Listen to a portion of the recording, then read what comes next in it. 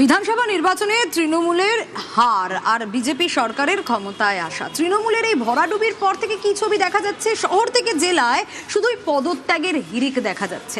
আমরা বীরভূমের সিউড়ির দিকে যদি নজর রাখি, তাহলে সেই পুরসভার চেয়ারম্যান তিনিও পদত্যাগ করলেন। এবার পদত্যাগ করলেন সিউড়ি পুরসভার চেয়ারম্যান। কিন্তু কেন পদত্যাগ করলেন?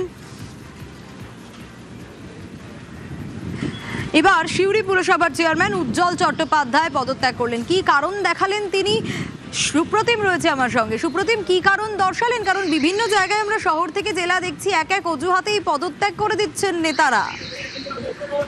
একদমই, দেখো, সিউড়ি পুরসভার চেয়ারম্যান উজ্জ্বল চট্টোপাধ্যায় তিনি সিউড়ির মহকুমা শাসকের কাছে তার পদত্যাগপত্র পাঠিয়েছেন এবং সেক্ষেত্রে কিন্তু তিনি যেহেতু বাইরে রয়েছেন, সদর মহকুমা শাসক তার সঙ্গে ফোনে কথা বলেছেন এবং এরপরে কিন্তু তার পদত্যাগ গৃহীত হয়েছে। এবং যেটা জানা গিয়েছে যে এই উজ্জ্বল চট্টোপাধ্যায় সিউড়ি পুরসভার চেয়ারম্যান যেমন ছিল, তেমনি সিউড়ি বিধানসভার পরাজিত প্রার্থীও। এর বিরুদ্ধে প্রার্থী ছিলেন জগন্নাথ চট্টোপাধ্যায়, তিনি কিন্তু বিপুল ভোটে জিতেছিলেন এবং এই উজ্জ্বল চট্টোপাধ্যায় তারপর থেকে কিন্তু কখনো পুরসভায় আসতেন, কখনো আসতেন না এবং তিনি কিন্তু চিকিৎসার জন্য বাইরে গিয়েছিলেন এবং তারই মধ্যে কিন্তু হঠাৎ করেই তার এই তিনি পদত্যাগপত্র পাঠিয়েছেন এবং পদত্যাগ গৃহীত হয়েছে। বেশ।